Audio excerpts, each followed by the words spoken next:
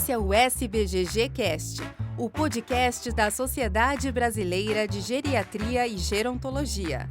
Por aqui você confere novidades, entrevistas e muito mais. Queremos então aqui dar uma saudação muito especial aos especialistas da SBGG, né, nossos colegas, e a todas as pessoas que estão nos ouvindo. Hoje nós vamos conversar sobre um tema muito importante, que os estudos internacionais e nacionais têm mostrado como um grande problema de saúde pública, que é a questão das pessoas idosas em situação de isolamento social. Tenho aqui comigo duas convidadas muito especiais. Primeiro eu vou me apresentar rapidamente também.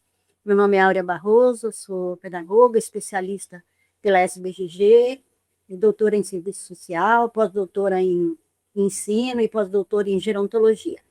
Então, retomando, né, aqui tenho duas convidadas muito especiais. A SBGG tem a honra de trazer duas referências para nós dentro da SBGG, a professora Naira Dutra e a professora Rosa Maria Garcia. Elas vão se apresentar brevemente aqui, porque são pessoas com uma longa carreira profissional, acadêmica, e de forma muito sucinta, professoras, por favor, eu peço que vocês se apresentem.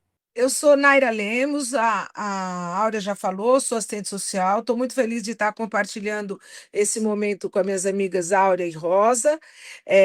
Perdoa a intimidade aí, viu, Rosa? Já chamamos de Rosa. Fui funcionária da Unifesp até 3 meses atrás, mas continuo atuando na área da gerontologia, fiz toda a minha formação, mestrado e doutorado lá na Unifesp, em saúde, em ciências da saúde, e sou especialista em gerontologia. Atualmente, e daqui para frente, meu cargo na SBGG é que eu sou membro do Conselho Consultivo. Até um ano atrás, eu fui presidente da SBGG, o que foi uma honra para mim. Passei 2 anos aí na gestão com o Marco Túlio. Foi assim, um momento muito bom da minha vida e acho que da SBGG também. E estou muito feliz de poder participar do SBGG Cast e de hoje estar aqui com você, Rosa. Obrigada, Naira, obrigada, Áurea. É uma honra estar aqui. Queria agradecer ao convite, né, da SBGG, em nome da Áurea, e dizer que são duas, na verdade, eu estou aqui com duas referências, né? A Naira sempre foi uma referência para a gente, assim como a professora Áurea, né, as duas professoras, e dizer que eu estou muito feliz, muito honrada de estar aqui compartilhando esse espaço com vocês. Bom, eu sou fisioterapeuta de formação. Meu doutorado e mestrado foi na saúde pública, né? Então, eu sou mestre e doutora em saúde pública pela Universidade de São Paulo, sou especialista pela Sociedade Brasileira de Geriatria e Gerontologia e sou docente da Universidade Municipal de São Caetano do Sul, onde lá eu trabalho com um programa de mestrado profissional, ensino em saúde, e também coordeno a Universidade Aberta da Terceira Idade de São Caetano do Sul. Muito obrigada aí por essa oportunidade. Então, muito obrigada, professoras. Vou fazer uma breve consideração sobre a questão do isolamento social e a questão da solidão, porque muitas vezes a gente ouve, são como sinônimos, né, e são fenômenos distintos, né? O que os estudos têm mostrado? Que o isolamento social ele é a redução no convívio, no contato, nas interações sociais. Então, é uma medição que muitas vezes acontece pelo número de contatos, né, que a pessoa tem no ano anterior, ou pela proximidade, se esse contato há uma reciprocidade ou não, enquanto que a solidão é um sentimento desse contato quando ele não acontece, mas há um sofrimento emocional, né? É uma necessidade sentida nesse sentido, assim, do contato não acontecer da forma, né, que a pessoa idosa demanda, necessita, né? E o que os estudos internacionais e nacionais mostram é que o isolamento social, que é o tema do nosso episódio hoje, ele é realmente um problema de saúde pública muito grande, não só no Brasil, mas também em outros países. Então, começar um pouquinho a conversa, pedir para a professora Naira nos dizer um pouco como que ela vê a questão do envelhecimento populacional, que impacto, que leitura você faz, professora, por favor, na questão do envelhecimento populacional e o acelerado, né, envelhecimento populacional e a questão do isolamento dos idosos. Vamos lá. Essa questão do isolamento social é algo que desde sempre, como assistente social e como especialista em geronto, me preocupou. Nenhuma política pública tem o olhar voltado para aquele idoso que mora só e também para aquele que não mora sozinho, porque o isolamento social não significa você estar morando sozinho, né? Você pode morar numa família com 10 filhos e continuar isolada. E a gente tem aí, né, gente, alguns motivos que levam a esse isolamento social. Dentre eles, até o morar sozinho também. Mas não é só isso, né? Então, a gente tem aí hoje várias questões, às vezes pelos déficits sensoriais, a pessoa não tem, não ouve bem, ela esquece, ela não convive, ela passa aqui por ela e ela ignora, né? A perda do cônjuge e também a perda de amigos, né? Eu tenho me preocupado bastante com isso, agora até em causa própria, né? Eu me aposentei, mas não posso me afastar dos meus amigos, né? Então, isso também é importante. As famílias que vão sendo diminuídas, vamos dizer assim, os filhos saem de casa, aquilo que antes a gente chamava, nem sei se a literatura ainda chama assim, de ninho vazio, mas eu acho que é uma expressão interessante. A depressão, a questão financeira é importantíssima, porque às vezes a pessoa não tem como sair de casa, ela não tem dinheiro para ir tomar um café numa padaria e conversar com outra pessoa. Então, a questão financeira é um grande preditivo de isolamento social também. A violência, né? A pessoa tem medo de sair, isso acontece muito. O idadismo que está aí na nossa cara todo dia. E, ultimamente, eu tenho me preocupado bastante, Áurea e Rosa, com a questão da exclusão digital. Alguns chamam de violência digital, eu acho que eu gosto mais de chamar de exclusão. Ontem mesmo eu dei uma palestra lá no Conselho Estadual do Idoso e falei sobre isso, porque eu fico imaginando as pessoas com 90 anos que são obrigadas ao celular para absolutamente tudo na vida delas. Eu tenho 70, né? 71. Quando eu comprei meu primeiro celular, eu tinha 30 e poucos, então eu tive bastante tempo para aprender a mexer com isso. Agora, uma pessoa que tem hoje 90 anos e continua ativa e continua precisando ir ao banco pegar o dinheiro dela, ela não tem a menor noção de como mexer nessas coisas todas. Eu acho que isso tem favorecido muito a exclusão social nesses últimos anos. E eu penso, Aura, que agora a gente começou a se preocupar com isso, né, com a exclusão digital, que ela fatalmente leva ao isolamento. Então, eu acho que essas coisas têm que ter um olhar nosso de especialista para pensar como resolver isso. Né? Como resolver isso? A gente não consegue, gente. Quem é que uma pessoa tão idosa vai conseguir? Aí você recebe orientação, não é super fácil. Você liga ali, faz isso, aplica tal e tal, abre o aplicativo. Ontem na palestra eu falei sobre o Gov. Todo mundo falou, é verdade. Sou Gov, né, por ser funcionário. Jesus Cristo. Hoje eu estava tentando fazer a prova de vida. Demorou tanto que eu falei, eu faço outro dia. Né? Então, imagine eles que vão ter que fazer a prova de vida pelo Gov, que é mais lento ainda do que eu sou Gov. Então, a questão digital também está causando muito isso. E eu acho que a gente foi levando. Claro que a tecnologia é fantástica, senão nós não estaríamos aqui, mas nós temos que pensar nisso. Então, para mim, esses são os fatores. E, claro, juntando aí com a questão do envelhecimento populacional acelerado, isso só vai crescer. Né? Eu penso que é um pouco isso. Excelente, professora Naira, é isso mesmo. E quando você associa a tecnologias digitais, né, eu acho que você traz também com relação à renda, porque esse idoso brasileiro, ele precisa muitas vezes de ter um contrato para assinar, né, com uma empresa. Então, assim, ele não tem, né, e não tem essa habilidade, não tem. Então, assim, acho que tem muito para investir em políticas públicas nesse sentido. Excelente sua contribuição. Então, aproveitar um pouco aqui a professora Rosa para contribuir um pouco conosco do enorme conhecimento que ela tem na área da saúde também. Professora, os estudos têm associado o isolamento social à perda da qualidade de vida, né? E também tem impacto nas condições de saúde das pessoas idosas, né? Como você vê essa questão?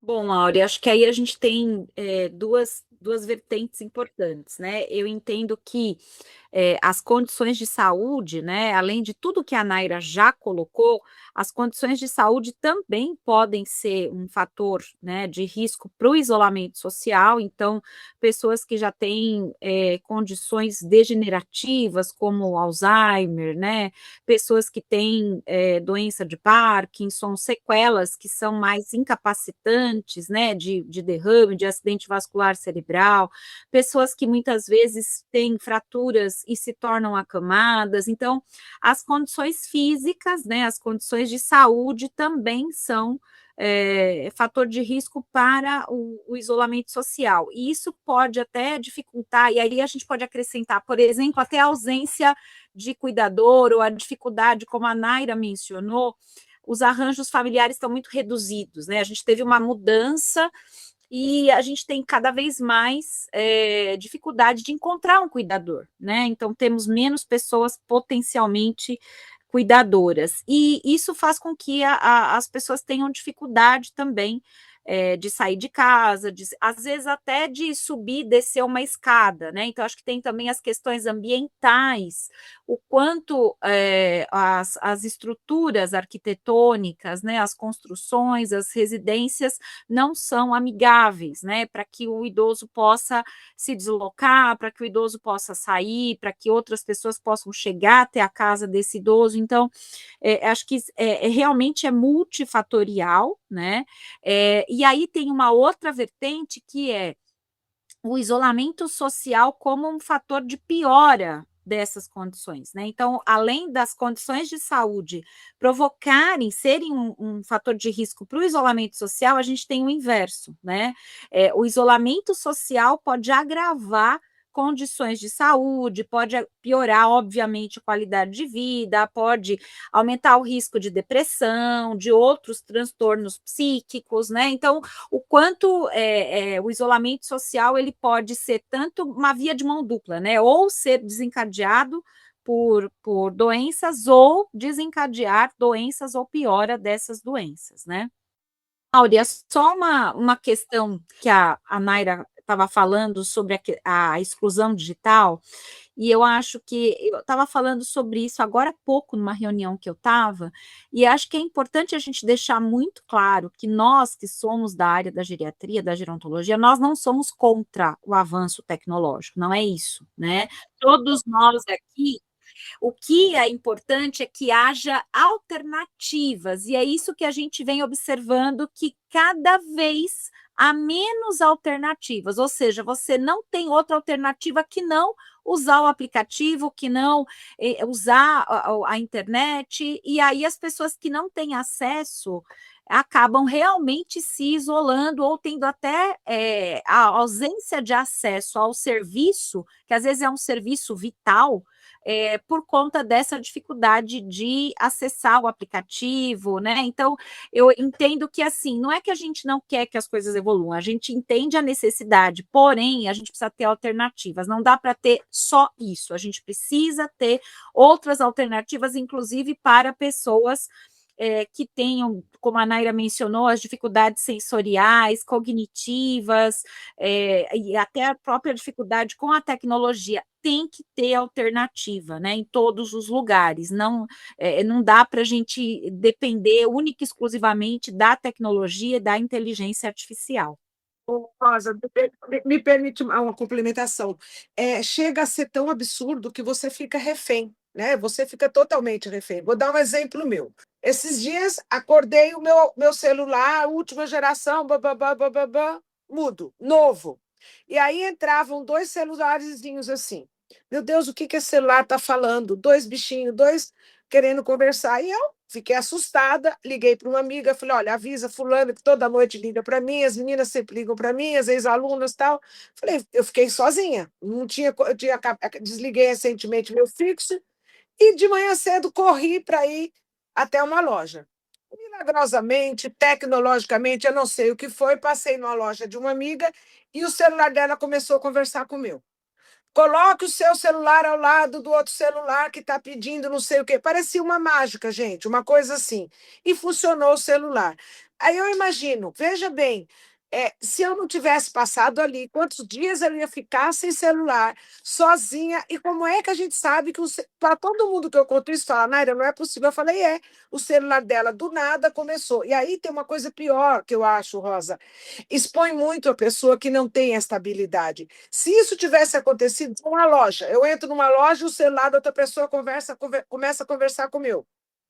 Então, a gente está no momento que, se não surgir nenhuma outra alternativa, como diz a Rosa Maria, aí, isso vai acrescentar muito mais, vai ampliar muito mais o nível de isolamento, porque a pessoa não consegue, ela não tem dinheiro para comprar uma última geração, então metade das coisas ela já não consegue fazer.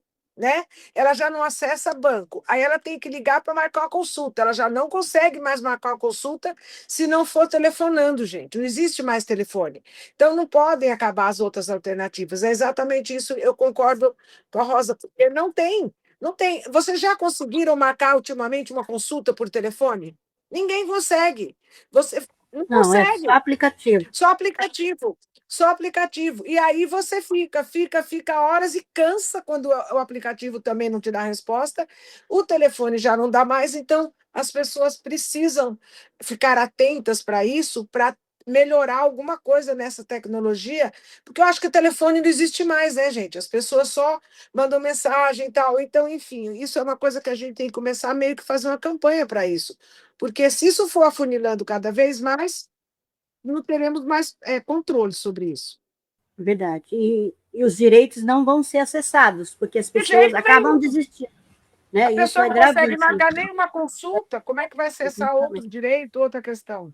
É verdade. INSS é gravíssimo. Eu já vivi INSS você experiências fica também, horas naquele horas aplicativo. fica. É, E às vezes escolhe o código errado, e eu já vivi sabe? experiências assim, Digita uma coisinha errada e aquilo não vai, né? não vai.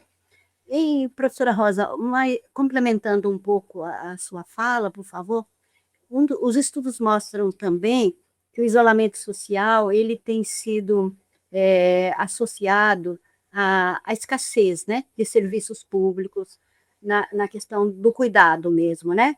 E eu me lembrei de uma pesquisa que você orientou, belíssima, interessantíssima, do Dr. André Brasileiro Silva, onde é um esforço, né, no sentido de oferecer esse atendimento para a saúde do homem, né? Você poderia compartilhar um pouco conosco?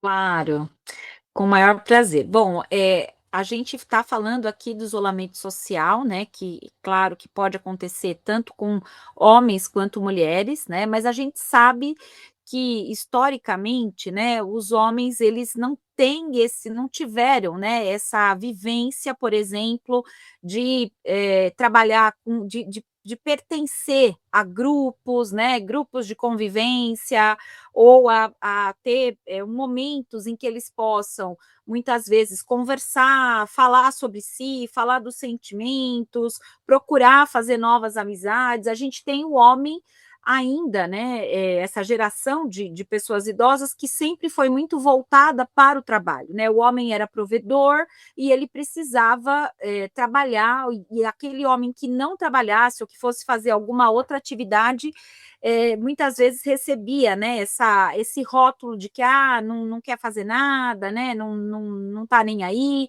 Então, a ideia dessa proposta, que foi uma dissertação de mestrado, foi a criação de um ambulatório ampliado à maturidade masculina, né, para o envelhecimento saudável. E aí, a ideia, Áurea, é de criar espaços, né, espaços que sejam seguros, espaços que sejam voltados para esse público idoso masculino, que precisa, de alguma forma, criar vínculos, criar relações para que ele possa falar sobre os sentimentos, falar sobre o envelhecimento. O homem, ele tem uma questão muito importante. Quando a mulher aposenta, geralmente ela vai fazer busca de outros propósitos, outros projetos. Ela pensa, eu vi a Naira aí falando das amigas, né? Então a gente tem já esse hábito, né, de se encontrar, de conversar, de criar espaços de convivência. E o homem, muitas vezes, quando ele se aposenta, ele se vê sem chão, sem perspectiva. Então, a ideia dessa proposta do Grupo Homens é de criar espaços dentro dos serviços de saúde, ou até mesmo, né, de assistência social, de convivência, seja lá o que for, para que ele possa ter essa sensação de pertencimento e ter um ambiente seguro para que ele possa falar da saúde, para que ele possa falar do cuidado, para que ele possa ressignificar o processo, né, de envelhecimento, de velhice, para que ele possa falar um pouquinho sobre os próprios sentimentos, para que ele possa pensar em projeto de vida, para que ele possa conversar sobre várias temáticas que muitas vezes ele não tem espaço e não se sente à vontade para fazer isso em meio a outros grupos, né? Muitas vezes a gente percebe isso, que a prevalência de mulheres nos grupos, seja de atividade física, de convivência, né, nos centros de referência, mesmo nas unidades básicas, sempre é maior. É claro que as mulheres vivem mais do que os homens, então a gente sempre vai ter mais mulheres. Porém, a gente sabe que esse espaço para o homem, ele precisa ser construído, ele precisa ser apropriado para que esse homem se sinta à vontade para falar e para realizar atividades e ser estimulado a se autocuidar, que é uma coisa que geralmente não aconteceu ao longo da vida dele. Então, a proposta foi criar esse grupo e que os homens pudessem também dar seguimento a esse grupo, que pudessem criar uma rede de apoio, que pudessem criar vínculo dentro dos serviços de saúde, e isso disparou ações de autocuidado, com atividade física, com as relações. Acho que tem um termo, né, a gente estava discutindo outro dia, que é a saúde social. E isso tem muito a ver com o isolamento social, né? O quanto esses vínculos, esses espaços de convivência também se constituem elementos da saúde, também se constituem cuidado, né? Então, o quanto é importante que os profissionais de saúde e os serviços considerem esses espaços de convivência, de vínculo, de oportunidades de criação, da ampliação da rede de apoio, se tornem um recurso terapêutico, um recurso de cuidado, assim como é um medicamento, assim como é um procedimento, assim como é qualquer outra técnica que a gente utiliza para promover saúde, né? Então, a gente tem que pensar nisso, o quanto o combate ao isolamento social também é uma forma da gente promover saúde, da gente melhorar a qualidade de vida, e prova disso, né, são os trabalhos, os estudos que falam das Blue Zones, né, em que eles identificam essa criação de vínculo, de relacionamentos, de contato com as pessoas, de convivência, como um elemento essencial para a longevidade, né, para o aumento aí da expectativa de vida. Nossa, importantíssimo. E falar da saúde do homem ainda são estudos muito incipientes, né? Ainda nós não temos uma literatura tão robusta, né, professora? A professora Naira, sobre a questão da convivência, da importância da convivência, como a professora Rosa estava nos dizendo agora, inclusive com relação à saúde do homem, que ainda é um tema pouco abordado, a gente sabe, há poucos estudos nesse sentido, né?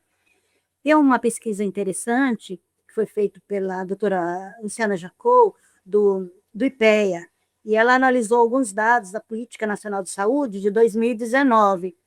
E aí, professora Naira, ela traz alguns dados, eu não vou citar todos para não ficar cansativo aqui, mas assim, 2% dos idosos brasileiros têm nem familiar, nem conhecido, nem amigo, para nada, para partilhar uma conquista, uma notícia boa, e nem para contar numa necessidade.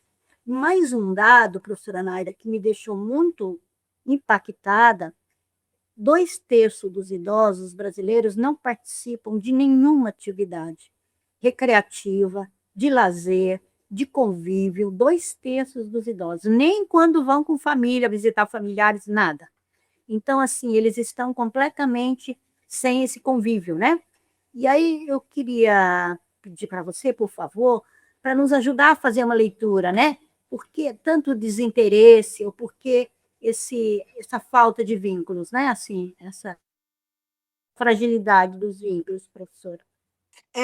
Auri, quando você falava, eu fiquei pensando, né? Imaginando Por que que acontecem essas coisas, né? Eu diria que a sua pergunta é quase aquela de US$ 1 milhão.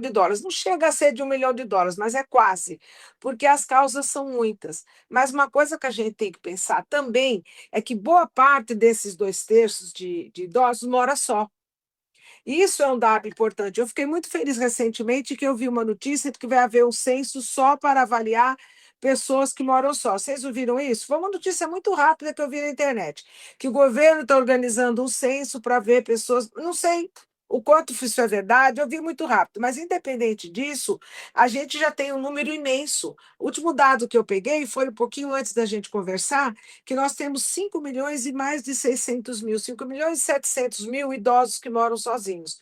Está errado, é proibido morar sozinho, é crime? Não, não é. Mas você tem que ter alguma estrutura para isso. Só que boa parte desses 5.700, 5 milhões e 700 mil idosos, com certeza não tem. Então, se ele não tem uma infraestrutura de saúde adequada, uma renda minimamente adequada para o remédio, para a comida e para o lazer, fatalmente ele vai cair nessa falta de atividade. A gente tem muitos serviços hoje em São Paulo. Eu me lembro que estou falando de São Paulo, não estou generalizando para o Brasil, mas o Brasil também. Hoje nós temos muito centro de convivência, nós temos muitos grupos particulares, nós temos centros de convivência particulares, muitos também, mas os que não são conveniados pelas prefeituras são pagos e são caros. Os conveniados pelas prefeituras exigem uma série de requisitos que, às vezes, os nossos idosos não se encaixam. Nem sempre é aquele idoso com maior dificuldade financeira que precisa do convívio. Também não é a regra. Eu posso ter bastante dinheiro e não conheço ninguém. Sem esse exemplo que você deu agora, a hora de não ter família, não ter ninguém, e sou um idoso que moro sozinho, mas eu tenho dinheiro. Mas o que eu faço com dinheiro? Eu não tenho onde ir, não tenho quem me leve.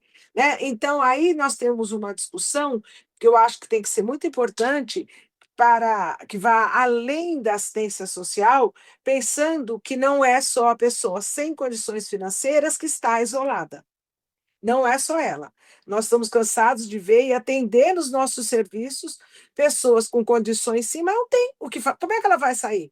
Ela tem uma dificuldade, como a Rosa falou, uma dificuldade de locomoção, ela tem outro problema de saúde. Então, o que acontece? Isso faz com que esses 2/3 da população que você mostra para a gente, que não tem nenhum convívio, sejam examinados de uma forma mais adequada. Não pelo corte da renda somente, mas por outros cortes vínculos familiares rompidos, né?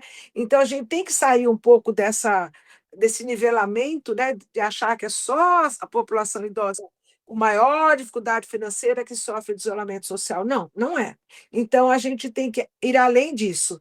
E eu penso que esses 2/3, que é um número assustador, como você disse que ficou impactada, ele está muito voltado à história de vida do indivíduo. Por que ele foi morar só? Porque ele casou, ficou viúvo, então foi uma contingência da vida. Ou ele quis morar só, ou é uma opção, mas se é uma opção, ele tem que se estruturar para isso. Então, são vários fatores que interferem. Mas, como você disse, realmente é assustador. 2/3, quase toda a população de idosa não tem convívio com ninguém. E isso é muito, muito duro, muito difícil a gente saber disso, né? Muito difícil. E saber que vários fatores interferem para isso. Não sei se eu te respondi, Áurea. Plenamente, professora. E eu acho que você me faz pensar também, para identificar esse perfil, fazer um diagnóstico desse isolamento social, olhar a partir das múltiplas velhices, né? Não olhar não só o critério renda. Não só o critério renda, com certeza. Né? Olhar as múltiplas velhices, como é que estão vivendo, está envelhecendo a população LGBT, por exemplo, tem né, a população ribeirinha, né? Então, acho que são várias questões que a gente precisa trazer, né, para o debate. A gente termina carimbando só e termina se preocupando exclusivamente com a questão renda. É super importante, é fundamental, mas quando se fala de idoso isolamento social, este não é o critério único para ser pensado. Não, precisa olhar as velhices, né, As professora? velhices de todas as formas. Áurea, eu queria só fazer uma complementação aí à fala da Naira, que é assim, eu vejo que eu sempre defendi que essa questão dos vínculos sociais, de mapear, né, quais são as relações, qual é o apoio, isso deveria ser parte, né, da análise, da avaliação, da anamnese de todos os profissionais. E eu vejo ainda hoje o quanto essa questão das relações e dos vínculos fica muitas vezes restrita ao assistente social, ao psicólogo, né? O quanto ela é relegada pelos outros profissionais. E a gente precisava que isso fosse inserido nas matrizes curriculares, na formação desses profissionais da área da saúde, né? Que é um pouco a questão do modelo biopsicossocial, que é tão antigo, mas que a gente ainda acaba esquecendo, né? Porque nem sempre a gente tem o privilégio de ter um psicólogo, um assistente social ou uma equipe. Às vezes você está sozinho trabalhando, né? E se você não tem esse olhar, que a gerontologia traz muito esse olhar ampliado, integral, integrado, às vezes aquela pessoa, vamos supor, um fisioterapeuta, que é a minha área, ele deixa isso de lado, ele não pergunta isso. E o quanto isso pode trazer, se ele perguntasse isso, né, se ele se importasse com isso poderia ser trabalhado, isso poderia ser discutido. Isso também é importante em relação ao que a Naira já mencionou sobre a ausência de políticas públicas que pensem nessa questão, né, do idoso que mora sozinho e mesmo do isolamento social, né? É algo que a população vai adoecer cada vez mais se a gente não tiver políticas públicas, né, que combatam o isolamento social, né? A Naira comentou sobre a questão do acesso, né? Eu percebo, por exemplo, eu estou em São Caetano, eu vejo o quanto você ter um olhar e políticas públicas que favoreçam a convivência, que favoreçam o envelhecimento ativo, elas são imprescindíveis, inclusive para você evitar complicações, para você evitar internações, para você evitar incapacidade, para você evitar óbito precoce, né? Então, quanto precisa se olhar para isso, porque além das barreiras arquitetônicas, a gente tem essas barreiras de acesso, quer dizer, o que o idoso vai procurar? E outra, quem é que vai incentivar esse idoso? Quem é que vai dizer para esse idoso e vai estimular esse idoso dizendo, olha, você pode fazer outra coisa, você pode sair de casa, você pode ter um propósito, você pode buscar, existem alternativas A, B e C, né? Identificar o que ele gosta de fazer, que acho que isso também é uma outra coisa, rapidamente, que às vezes a gente quer forçar o idoso a fazer coisas que ele nunca fez e que a gente acha que é bom para ele, né? E esquece de ouvir essa pessoa para identificar quais seriam as atividades que a fariam bem, que poderiam trazer algum tipo de benefício, né? E às vezes a gente quer padronizar isso também. Então, e o quanto é difícil, né? Até para os gestores a gente personalizar isso, mas é importante porque às vezes o idoso tem a oportunidade, mas ele não vai porque ele entende que aquilo não é um espaço para ele, né? Então, eu acho que isso também é algo a se pensar. Interessantíssimo, professora. E que os serviços também tenham essa escuta, né? Tanto os serviços de convivência, né, professoras? E também os serviços de saúde, que façam ações que sejam interessantes, né? Que, sei lá, que criam comitês de longevidade para que os idosos possam contribuir. Você mesma, professora Rosa, tem uma experiência muito interessante com a Universidade Aberta, onde tem um público grande, expressivo, e que não saem, né? Vão ficando lá, né? Primeiro ano, segundo ano, né? São pessoas que têm continuidade, né? E então eu acho que para a gente, eu acho, terminar um pouco de forma esperançosa, no sentido de Paulo Freire, aqui, claro que as falas de vocês foram preciosíssimas, que tiraram o véu da realidade, trouxeram dados preciosíssimos para nós, né? Mas, assim, com esperança, né? Em intervenções, em ações que são exitosas, que podem contribuir, vocês que têm uma experiência maravilhosa também, que contribuem no debate em vários espaços, professora Nora, você também. Como que você analisa, professora, que existem ações, né? Existem intervenções possíveis para a gente mudar esse cenário, que as pessoas idosas venham e se sintam bem, né? Eu acho que a experiência da universidade é uma nesse sentido, não é mesmo? Sim, com certeza. Eu acho que é importante, né, a gente pensar, Áurea, na heterogeneidade da velhice e a gente contemplar, né, essas diferentes possibilidades, né? Na universidade aberta, a gente tem pessoas que aprenderam apenas a ler e escrever, não têm uma escolaridade maior, e temos pessoas pós-graduadas que convivem, né? E a gente procura fazer essas adaptações das atividades. Acho que o mais importante da universidade aberta é essa oportunidade de criação de vínculos, da ampliação da rede de apoio.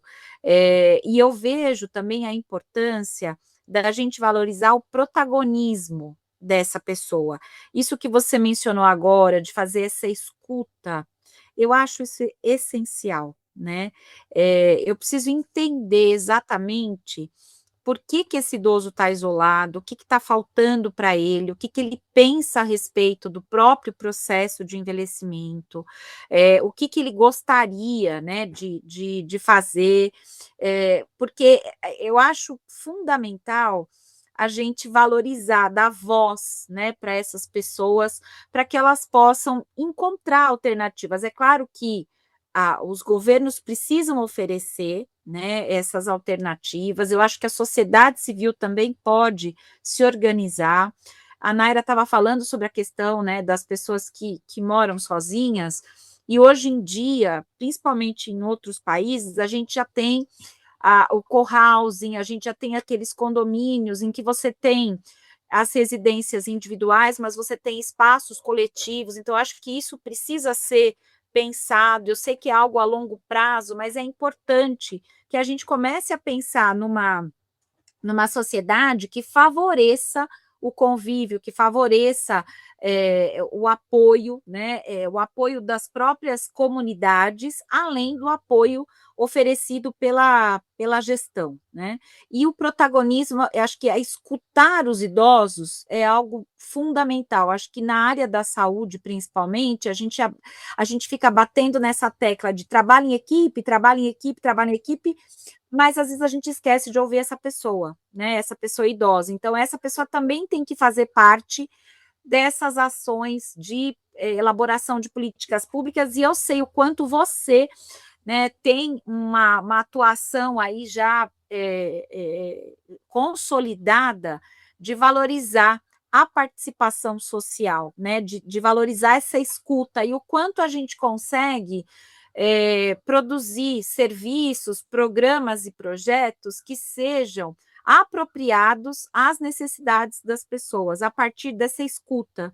Então, acho que criar esses espaços de escuta e de convívio é muito importante, além da promoção de encontros e serviços que sejam intergeracionais, porque isso não dá para a gente falar de isolamento social sem a gente falar de intergeracionalidade. Isso é muito importante.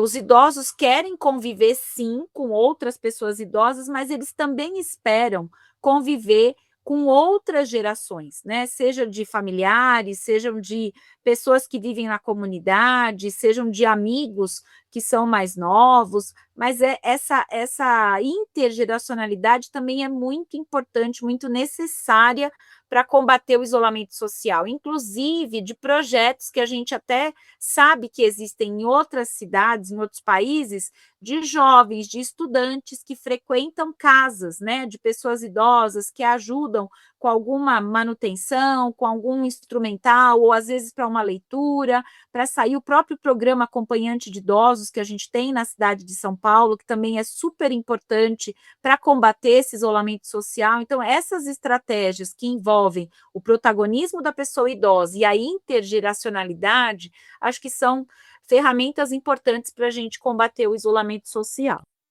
Importantíssimo, professora. É importantíssimo também você trazer a importância do diálogo entre gerações, né, professora Naira? Naquele relatório mundial lá da ONU, sobre o enfrentamento do idadismo, uma das questões principais era realmente esse diálogo entre gerações, né? Professora Nádia, poderia falar um pouco, por gentileza, sobre a questão dessa do idadismo mesmo, para a gente não deixar de ter uma fala, né? Porque eu acho que é uma questão que mexe com todos nós, né? E como essa questão do idadismo, deixar um recado aí no final, nós já estamos caminhando para o final do episódio, uma fala, como você vê o idadismo, uma fala sobre essa questão, por favor. Não sei se eu estou sendo radical, mas eu entendo, assim como eu disse ontem na minha palestra lá no Conselho, o idadismo é a grande causa de quase todos os problemas que a gente tem aí no envelhecimento. Então, quando me pedem para falar, dar uma aula sobre violência, eu já ultrapassei aquela coisa de dizer os tipos de violência que todo mundo sabe. O que eu coloco, né? Eu coloco o idadismo como grande responsável em todas as ações de violência contra a pessoa idosa, violência em todos os sentidos. E aquele material do OMS que você recomenda, que você falou, eu recomendo grandemente, fortemente, porque ele é muito detalhado, ele dá claramente quais são os fatores e quais são as propostas. Uma delas é essa que você apontou aí, que é o trabalho para favorecer a nossa intergeracionalidade. Então, eu acho que o idadismo hoje é o nosso maior problema. E eu vejo também aquilo que alguns autores, eu não me lembro bem agora se esse material trouxe, mas outros livros que a gente tem visto, a questão do idadismo benevolente, né? Que é aquele que a gente acha que não é idadismo, mas é. Né? Aquele idadismo que olha para você e fala: Nossa, você tem 70 anos, nem parece, está tão bem. Isso é um idadismo também. Então, eu entendo que o idadismo é a nossa meta maior para desconstruir. Ou seja, vou arrumar a frase. Desconstruir o idadismo é a nossa maior meta. E isso depende muito de como a gente está passando isso para as gerações mais novas. Porque nós temos essa visão, mas os jovens não têm. Então, nós temos que passar, porque senão daqui para frente não tem mais solução. Se essa geração que está aí, Z, sei lá qual é o nome que se dá para a geração agora, não souber disso, nós vamos criar pessoas muito cruas e não sei qual é o termo exato, me ajudem, mas assim, pessoas com uma capacidade muito pequena de desenvolver essa empatia, né? Acho difícil, porque se não souber lidar com isso, que geração que nós vamos ter, gente? Né? Eles vão envelhecer embaixo do idadismo que está aí gritando na nossa porta. Eu acho que o idadismo é uma das coisas mais importantes que a gente tem que derrubar, desconstruir e acabar. Perfeito, professora. Bom, como vocês podem nos ouvir aqui, estão acompanhando o episódio, nós somos hoje brindadas, né? Fomos agraciadas, brindadas com duas falas preciosíssimas, repletas de conteúdo, de sensibilidade, de vivência, de leituras preciosíssimas. Então, eu e você que está nos acompanhando aqui no SBGG Cast, nesse episódio, tivemos a grata satisfação de contar com duas grandes especialistas, referências para mim e para nossos colegas. Então, vou terminando agora o episódio, porque o nosso tempo está chegando ao final. Deixo as considerações finais para as professoras e o agradecimento a você que esteve conosco até agora, ouvindo. E, por favor, replique aí nas seccionais, né, professora Naira? Replique nas seccionais. Nas universidades, nas aonde universidades. Isso, para que as pessoas no Brasil todo, nesse Brasil enorme, possam beber dessa fonte preciosíssima que nós tivemos hoje aqui de conhecimento. Então, por favor, professora Rosa, poderia fazer suas considerações finais? Claro, queria agradecer a oportunidade, né? Eu acho que esse é apenas um disparador aí para que e acho que esse é minha fala, né, final aí, é fazer um apelo para que as pessoas, né, tanto as pessoas idosas quanto os familiares, enfim, os amigos e os profissionais, né, possam, entender que isso é um problema de todos, né. Eu acho que não dá para a gente achar que isso é um problema só da geriatria ou só da gerontologia. Na verdade, isso é algo intersetorial, porque envolve, né, várias questões aí, vários motivos, como já foram apontados no início do episódio, e que as pessoas de fato entendam. Isso é um problema meu, porque ou eu vou vivenciar, vou ser vítima disso também, né?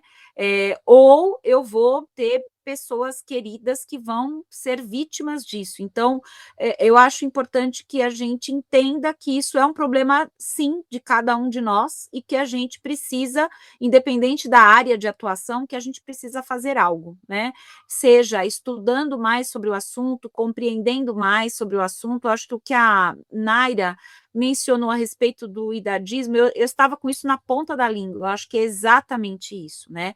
E também o quanto é importante a gente aceitar esse processo de envelhecimento, né? Porque muitas vezes a gente tem, pela própria construção social da velhice, né, que é sempre com uma imagem muito, muito negativa, e isso ainda persiste, o quanto os próprios idosos, por uma questão da própria sociedade, dessa construção social, acabam se isolando por vergonha, né? Por acharem que não se encaixam mais naqueles padrões que historicamente se assumiu da sociedade. Então, a gente precisa partir de conscientização de todas as pessoas, incluindo as pessoas idosas, e entender que isso é problema de cada um de nós. Quero agradecer mais uma vez, foi muito gostoso poder conversar com a Naira, com a Áurea, e espero que esse episódio possa disparar aí algumas ações, uma reflexão para que a gente possa fazer algo aí por esse problema de saúde pública tão importante. Muito obrigada pela oportunidade. Muito obrigada, professora Naira, por favor. Eu acho que só quero agradecer mesmo a oportunidade. Acho que a gente conseguiu fazer um bate-papo descontraído, né, com aquele conhecimento que a gente foi trocando aqui. Só quero mesmo agradecer, desejar que esse podcast atinja várias faixas etárias aí, atinja um número grande de pessoas, e deixar meu agradecimento pela sua iniciativa desse tema, Áurea, como você conduziu. Bom, agradecemos então a contribuição, as brilhantes falas da professora Naira e da professora Rosa, e um agradecimento muito especial a você que acompanhou conosco aqui o SBGG Cast. Por favor, replique, compartilhe nos seus grupos de WhatsApp, nas universidades, nos seus trabalhos, nos seus grupos de trabalho e em todas as seccionais. Um abraço grande, até a próxima vez. Este episódio do SBGG Cast está disponível no Spotify, Deezer, Google Podcast, Apple Podcast e YouTube. Siga a SBGG no Instagram, @SBGG Oficial.